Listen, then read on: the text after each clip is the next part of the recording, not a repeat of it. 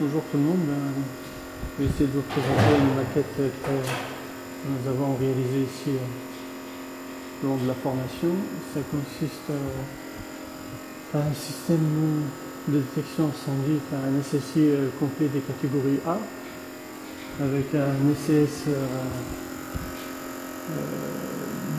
Baltic 512 et une Pacifique pour la SNSI, avec un ICMC pour gérer toutes les différentes DAS. Au niveau de la maquette, c'est une simulation en fait. On a deux niveaux, premier étage, deuxième étage et un parking. Alors à ce niveau-là, on a le premier étage avec une détection au niveau de chambre avec un indicateur d'action. Peut-être un DAI pour la circulation et un DM au niveau des escaliers. Pareil au premier niveau, là je me suis trompé, premier niveau c'est le deuxième niveau, mais bon tant pis. Un DAI au niveau des escaliers, un DAI au niveau de circulation et un DAI au niveau de chambre. Une porte coupe-feu et une alarme d'évacuation avec une tête de détection au niveau du sous-sol parking. Ce qu'on voit ici, c'est un moteur une représentation de la clim avec un petit relais qui est lié si je ne me trompe pas, au deuxième module de portée. Et ce qu'on voit ici, c'est le moteur de désenfumage avec un arrêt-pompier et un réarmement qui sont liés au coffret de relayage, qui est à son tour lié à un module de portée, qui est à son tour lié au premier module de portée. À ce niveau-là, on voit le AES, l'équipement d'alimentation électrique de sécurité, avec un MEA, c'est un module pour l'aide à l'alimentation électrique. Donc il va dispatcher l'électricité qui lui arrive de l'AES, il va envoyer pour faire un boucle au niveau des trois modules de portée. À l'occasion, je ferai un petit chemin pour expliquer les branchements et les câblages. Voilà, donc on a donc le stop clean qui est lié au module numéro 1, porte coupe-feu, avec une bobine à ventouse électrique. Et en DAS aussi, on a le moteur de désenfumage avec ses arrêts-pompiers et le réarmement. Et de l'autre côté, on a deux volets de désenfumage à chaque niveau. Ça c'est pour le premier étage, ça c'est pour le deuxième étage. Et bien sûr, on a une partie de programmation qu'on fera une autre vidéo pour l'expliquer.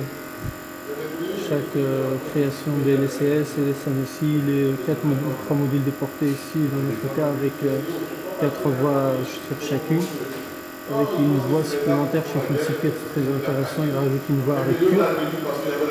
La création d'un rack pour l'UGA, la création d'un rack, un deuxième rack pour toutes les différentes fonctions, après la corrélation entre les fonctions, enfin entre les zones et les fonctions. Alors je reviens sur le volet de désenfumage. Ils ne sont pas liés directement au module de portée, mais ils sont liés par l'intermédiaire d'un MDLO. Alors, petite explication à ce niveau-là. Alors, le module de portée, il envoie la ligne jusqu'à l'entrée de l'MDLO ici, et elle sort pour aller là. Le problème, on n'a pas d'autre MDLO sur la même ligne, donc normalement elle rentre et elle sort vers le deuxième MDLO, et ces deux-là, ils vont directement vers le DAS. En l'occurrence ici, c'est le volet de désenfumage.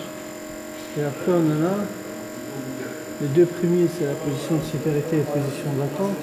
Celui-là, c'est la position d'attente, et celui-là, c'est la position de sécurité, qui sont liés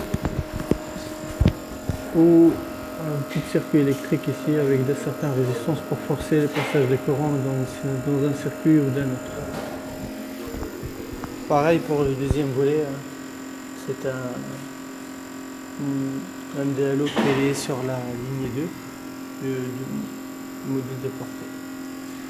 Ils arrivent toutes les deux, les câbles là, hop. Ils arrivent sur la voie numéro 2 et 3, le deuxième module déporté.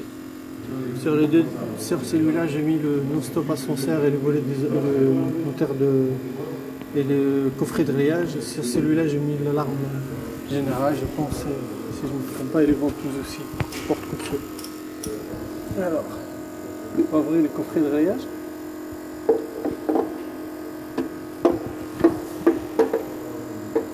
Alors, ce qui est peut-être intéressant ici, c'est le pressostat.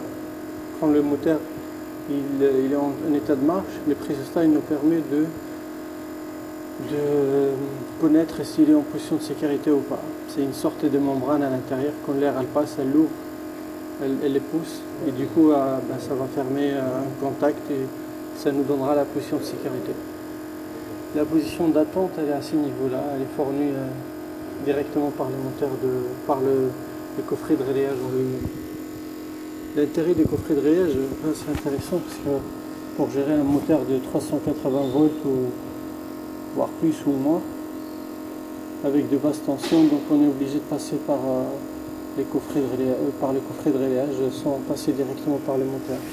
Donc le signal il arrive à ce niveau-là, c'est du 12 volts si je ne me trompe pas.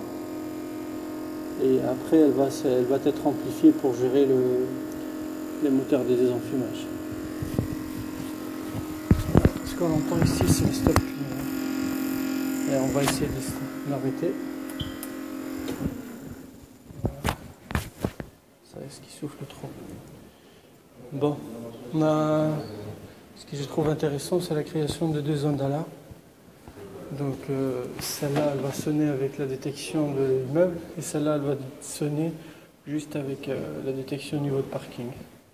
En principe, et selon les normes, on doit avoir une deuxième IGA, unité de gestion d'alarme, comme celle-là, une pour le parking et une pour le bâtiment. Mais bon, ici on a utilisé une voie, une sortie du module déporté. Bon, on fera bien un petit test, une petite simulation.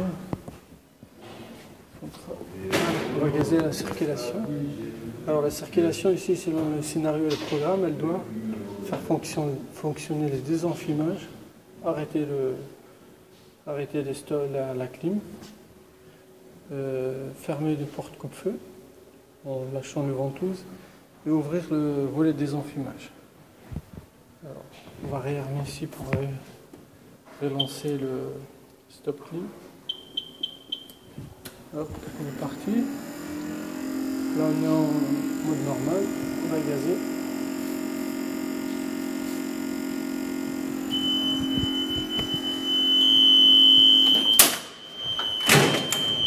Les portes coupe-feu sont ouvertes. Le volet de désenfumage, les portes coupe-feu.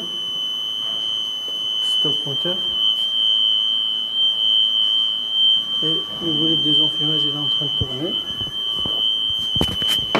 L'arrêt signal sonore. On a bien l'adresse circulation du premier étage.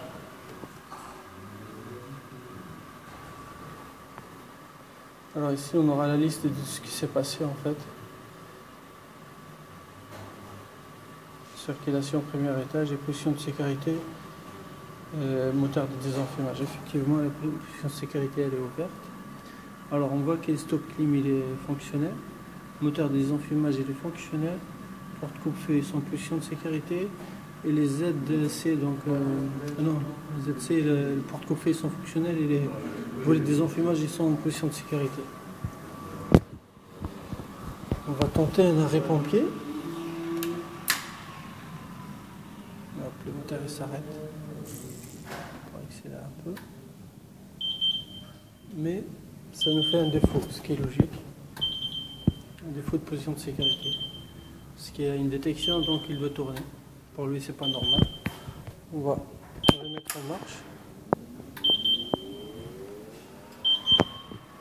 Logiquement, il va disparaître. Voilà.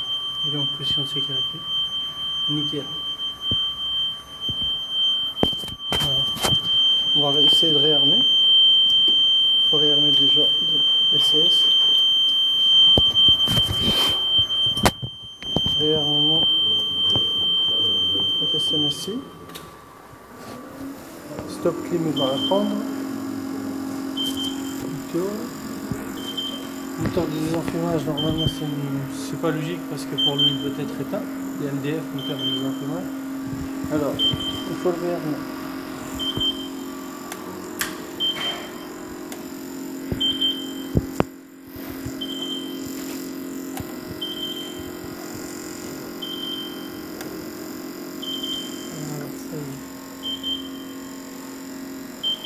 Ce qu'on entend tourner, c'est les stop clim. Ce qu'on a encore comme problème, c'est les VDF. Pour lui, ils sont en position, défaut de position d'attente. Voilà, on va le réarmer. Ça va carrément lâcher. 10 secondes, je vais le réarmer.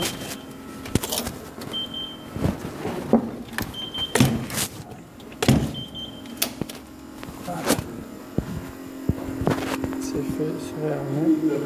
Tout est bon.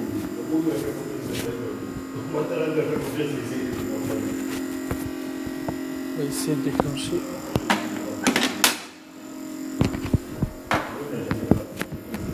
On va essayer de déclencher la détection du vide parking.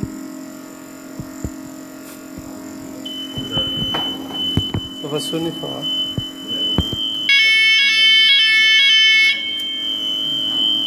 Et vite débranché. Hein.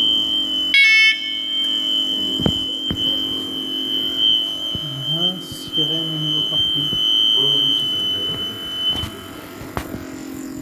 Juste pour info, hein, la résistance qu'on voit ici, là, c'est une résistance de fin de ligne et c'est pour dire que c'est le dernier sirène. En l'occurrence, ici, on en a une seule. Donc, la première et la dernière en même temps. Bon, je vais l'arrêter. Il y a un petit contact derrière qu'on a mis exprès pour nous faire la tête de temps en temps. Voilà. On fera à l'occasion une petite vidéo pour expliquer la programmation et une deuxième pour les câblages. Merci.